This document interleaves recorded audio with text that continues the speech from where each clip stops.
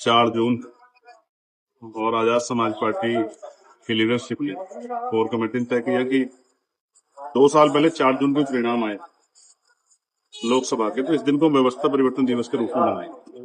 कि हमारे आंदोलन को मजबूती मिली है आज के दिन से उसी मॉडल को गुजरात, जैसे प्रधानमंत्री नरेंद्र मोदी गुजरात मॉडल लाए, उस तरह आजाद समाज पार्टी नगीना मॉडल को पूरे प्रदेश में और देश में लेके जाए कि अगर कमजोर वर्गों के लोग एकजुट हो जाएं तो किसी भी सत्ता को उखाड़ कर फेंकना कोई बड़ा काम नहीं।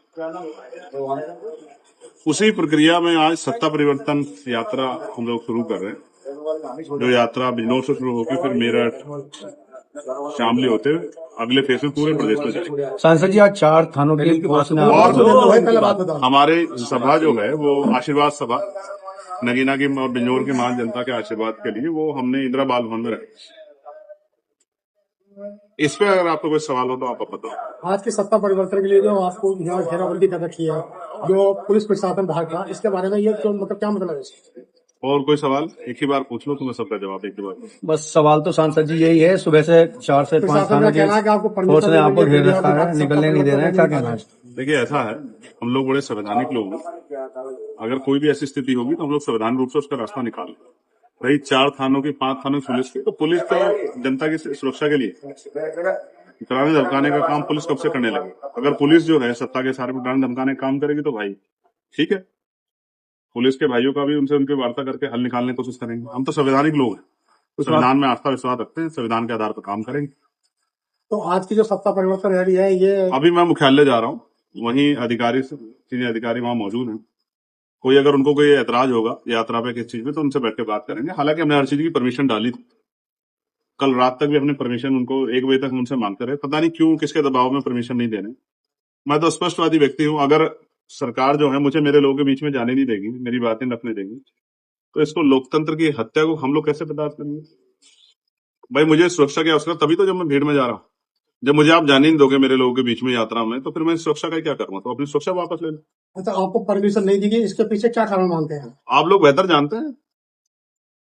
आप लोगों को सब पता है कि सत्ता जब किसी का विरोध करती है, किसी को दबाने का काम करती है, तो उसका एकमात्र कारण होता है कि उनके जो सत्ता के लक्ष्य है वो उस आदमी की वजह से या उस आंदोलन की वजह से कमजोर हो सकते हैं। मैं आज कह रहा हूँ 8 सीटें हैं बिजनौर जिले में, मैं सिर्फ बिजनौर की बात आज करूंगा।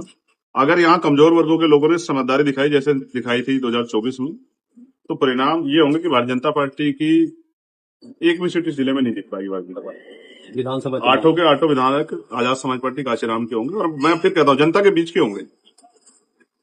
मैं अकेले सांसद के रूप में इस क्षेत्र की आवाज के लिए लगातार संघर्ष करता रहा पार्लियामेंट, कि यहाँ उद्योग धंधे लग जाएं, यहाँ IOCL, BPCL, HPCL जैसे प्लांट आ जाए, थर्मल प्लांट आ जाए, पावर प्लांट, जिससे यहाँ के लाखों नौजवानों को रोजगार मिल जाए, यहाँ इंडस्ट्रियल एरिया लग जाए। लगातार मैंने उसके लिए पत्राचार किया है, लेकिन आप जानते हैं कि सत्ता में बैठे लोग नहीं चाहते कि मेरे क्षेत्र के लोगों को उनकी पीड़ाएं दूर।